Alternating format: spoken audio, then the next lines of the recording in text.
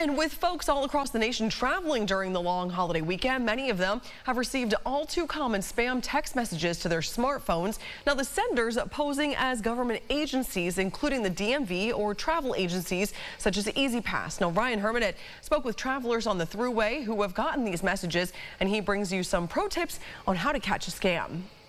It's been a busy Memorial Day weekend in the Finger Lakes region, with folks enjoying the extra time off here or just passing through, including Andre Raung and his friends from New Hampshire, who I caught up with outside the Clifton Springs Thruway rest stop. New York.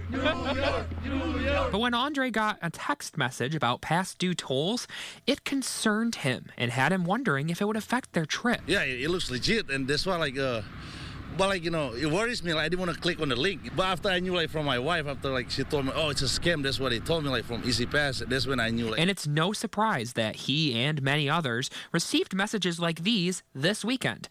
Monroe County Clerk Jamie Romeo explained why this is. A scam is really looking to take advantage of you when you're vulnerable. And in this case, people are making holiday plans, looking to get back home or get to see family and friends.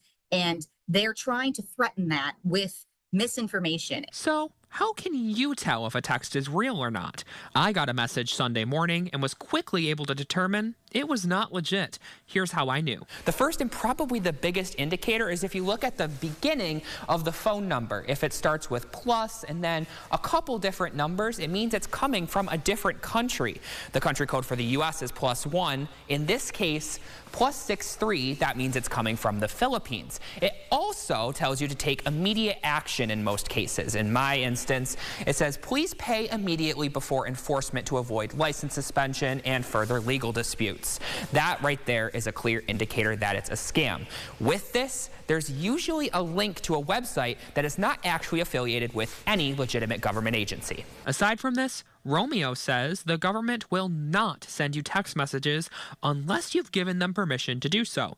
And even then, they won't ask you to disclose personal information. Explicitly, when it comes to government, they're going to be asking for your consent. So if you've not consented, it's most likely not legitimate and it's spam. Whatever you do, don't click on any website links sent through these messages. The New York State Information Technology Services Agency has more tips on how you can spot scams like these.